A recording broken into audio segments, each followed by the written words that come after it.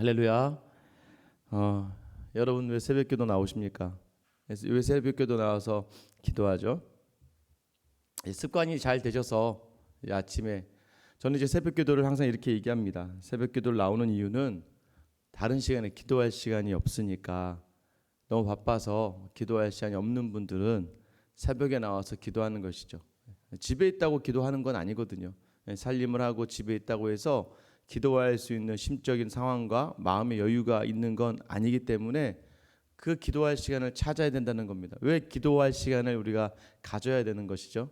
여러분, 기도는 무엇입니까? 제가 항상 말씀드리지만 여러분 혼자 하는 기도만 기도가 아니에요. 그렇게 하면 큰일 납니다. 왜 그러냐면 자꾸 내 마음과 내 요청만 하기 때문이죠. 그러니까 그게 나쁘다는 것이 아니라 그 기도에 항상 더불어서 이렇게 말씀이 먼저 선포가 되는 겁니다. 왜냐하면 하나님이 내게 주시는 듣는 기도가 우선이고, 그 다음에 그 말씀에 합하여 우리의 마음을 드리는 기도가 이어지기 때문이죠.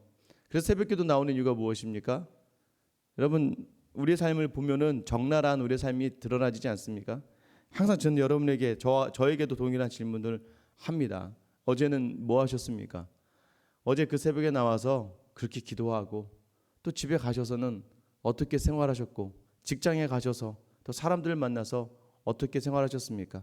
하나님의 축복의 통로로 살겠다라고 여기서 기도하고 나아갔는데, 정말 여러분 입이 만나는 사람들에게마다 축복의 통로가 되었습니까? 여러분 만나는 사람들에게 오히려 저주의 도구로 사용되어지진 않으셨습니까? 그러니까 우리가 우리 자신을 스스로를 돌아보면서 계속해서 방향을 맞춰 가는 거예요. 방향을 맞춰 가는 겁니다.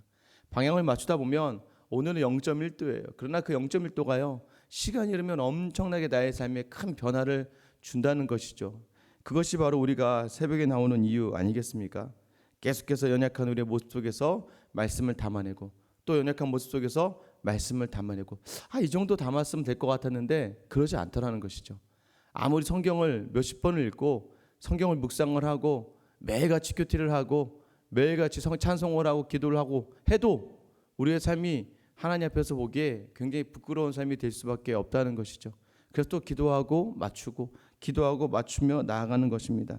왜요? 계속해서 우리가 이 세상 속에서 우리의 힘으로는 질 수밖에 없기 때문입니다. 본문도 역시 그런 우리를 향해서 하나님께서 주시는 위로이자 격려이자 또 독려하는 말씀입니다.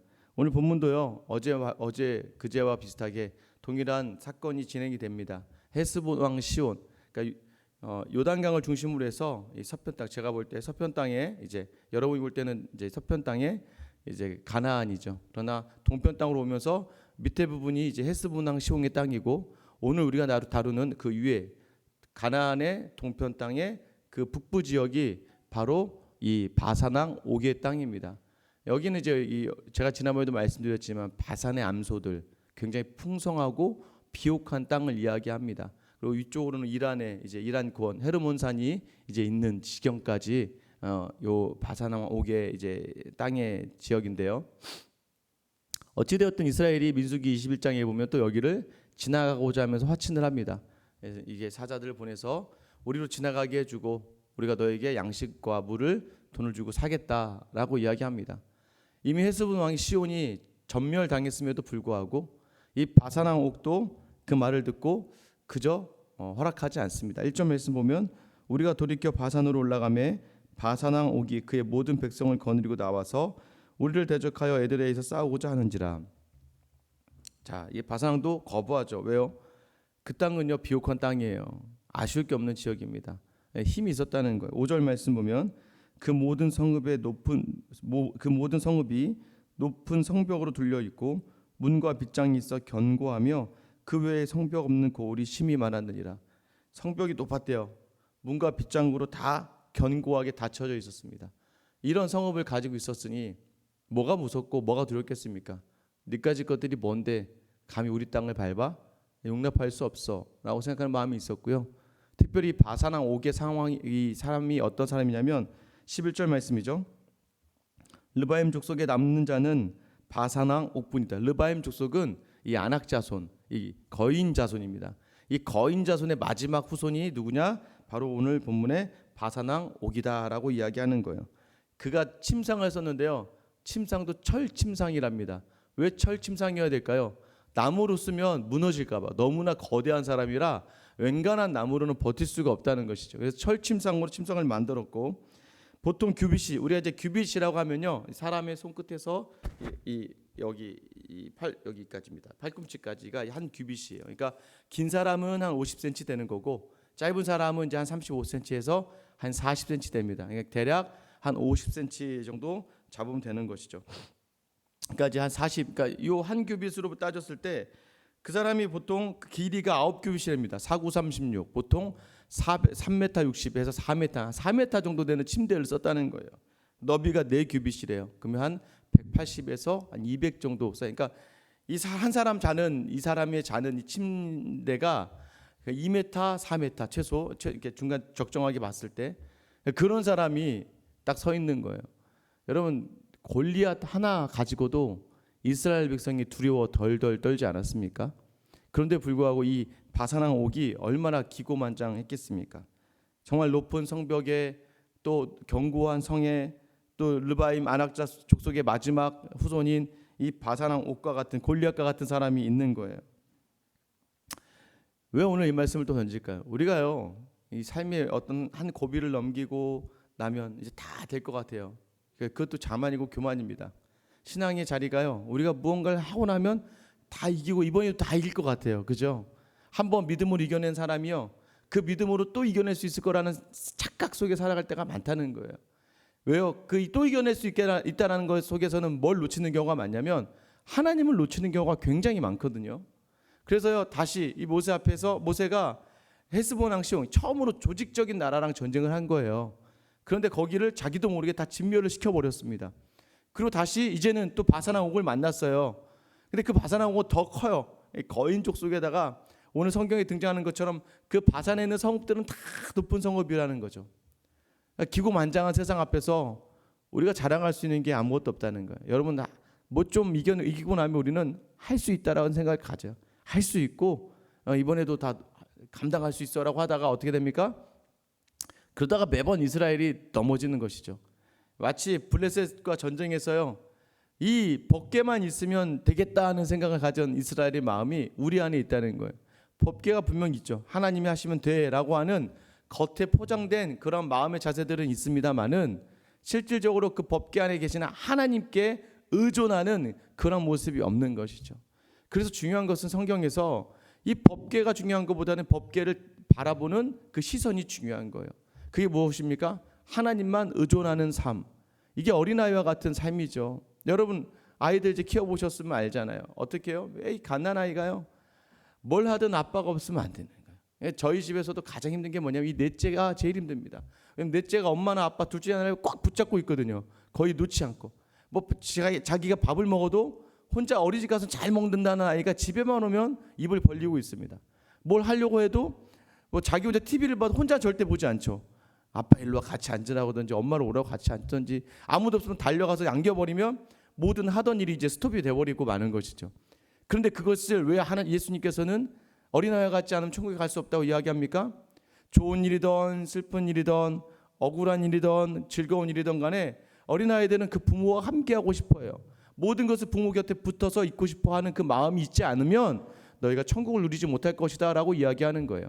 그렇지 않고 나 혼자 힘으로 하려고 하다 보면 어떻게 됩니까? 마치 오늘 이제 이스라엘이 전쟁하고 나서 보니까 또 이제 바산의 왕과 그의 백성들이 자기를 쳐들어오는 것을 보게 됐을 때 그들의 심정이 어떻습니까? 두려웠다는 걸 왜 알 수 있어요? 2절 보세요. 2절 보시면 여호와께서 내게 이르시되 그를 두려워하지 말라. 여러분 이제 알고 계셔야 돼요. 하나님이 어떤 말씀하실 때는요, 그 상황 속에 있으니까 그 상황을 대변하며 이야기하시는 거예요. 두려운 마음이 없었다면 뭐 하나님이 두려워하지 말라고 했겠습니까? 이 모세와 이스라엘 백성이 바산왕 옥의 모습과 그 군대를 보니까 두려운 거예요. 두려우니까 어떻게 해요? 떨고 있으니까 하나님이 바로 그 자리에서 또 이스라엘 백성에게 말씀으로 더해 주시는 거예요. 여러분 삶 속에 두려움이 있으신가요? 여러분 삶 속에 지금 거대한 이 바산왕 옥과 같은 상황이 있습니까? 이 거대한 성읍과 같은 그런 일들이 계속해서 또 우리를 가로막고 있습니까? 여러분, 하나님을 너무나 사랑하시는 거예요. 하나님 우리를 너무나 사랑하셔서 오늘 모세에게 주셨던 2절 말씀을 오늘 이 새벽에 우리에게도 동일하게 주시는 거예요. 우리 2절 말씀 같이 한번 읽어볼까요? 2절 읽겠습니다. 시작. 여호와께서 내게 이르시되 그를 두려워하지 말라. 내가 그와 그의 모든 백성과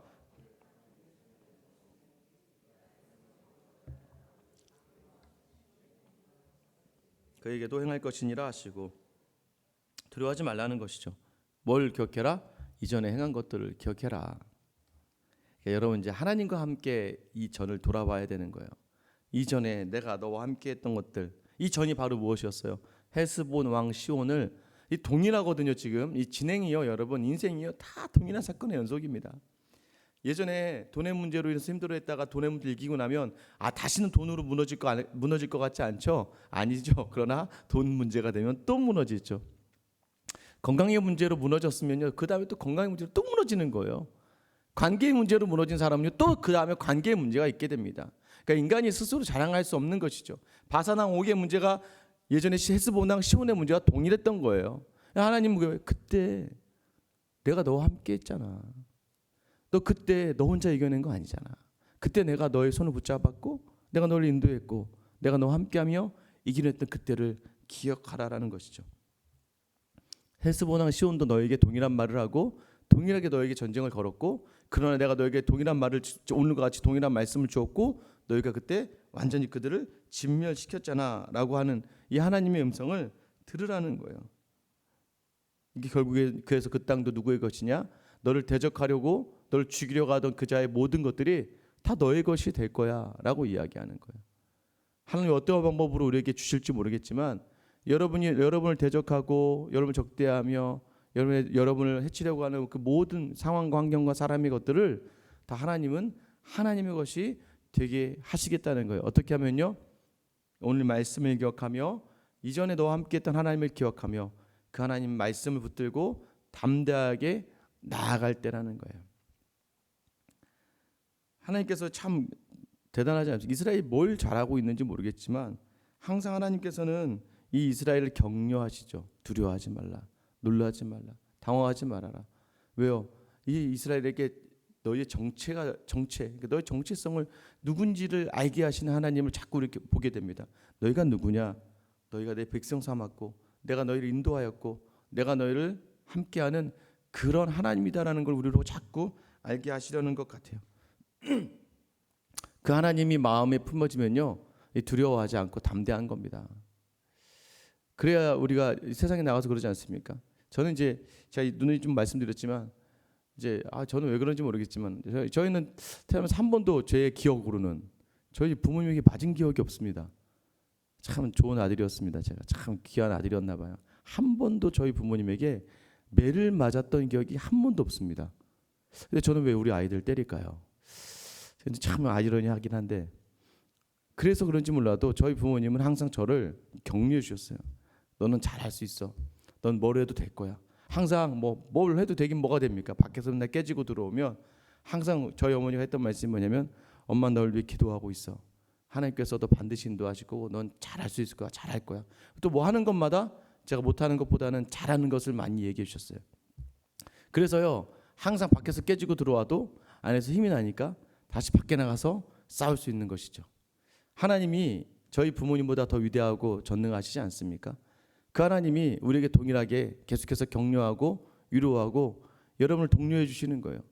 야, 내가 너 너무 사랑해. 내 아들까지 줬잖아. 넌 할 수 있어. 너는 무엇이든지 할 수 있어. 그래서 중요한 건 무엇이에요? 이 하나님, 아버지 되신 하나님의 이 말씀을 붙들고 세상으로 나아갈 때 두려움 없이 나아갈 수 있고 이겨낼 수 있는 것이에요. 오늘 여러분에게 이 말씀을 주실까요? 왜 주시겠습니까? 우리가 해야 될 것을 행하라고 주시는 거예요. 6절 7절 말씀이죠. 우리가 헤스본 왕 시온에게 행한 것 같이 그 성읍들을 멸망시키되 각 성읍의 남녀와 유아를 멸망시켰으나 다만 모든 가축과 그 성읍들에서 탈취한 것은 우리 소유로 삼았으며, 결국 그렇게 행해서 동일한 결과를 얻게 되죠. 그 땅을 다, 아까 높은 성읍, 어떻게 높은 성읍을 얻었는지 중요하지 않다니까요. 성경은 견고한 그 성문을 어떻게 무너뜨렸는지 중요하지 않다니까요. 내가 어떻게 이렇게 되었는지는 중요하지 않아요. 하나님이 어떻게 일하시면 어떻게든 된다는 것을 우리에게 이야기해 주고 있는 거예요. 하나님이 그것까지 알 필요 없어요. 왜요? 성읍을 무너뜨리는 세상적인 방법이 하나님 앞에 중요하지 않기 때문이에요.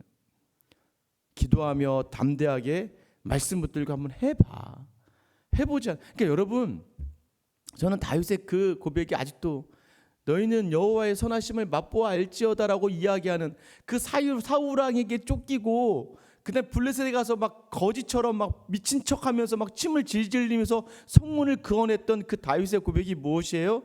너희는 여호와의 선하심을 맛보아 알지어다. 그 와중에서도 말씀을 묵상하고 주님을 찬양하고 주님과 함께 담대히 나아갔던 그 다윗의 삶이 오늘 우리의 삶이 되었으면은 하나님 마음이 담겨져 있는 거예요. 그래서 우리가 믿음으로 이 자리에 있는 거 아닙니까? 여러분 그 맛을 보셔야 돼요. 제가 목사하면서 유일하게 목사로서의 기분이 참 이렇게 이 보람과 보람을 느낄 때가 언제냐면 그 맛을 보는 성도들을 바라볼 때입니다.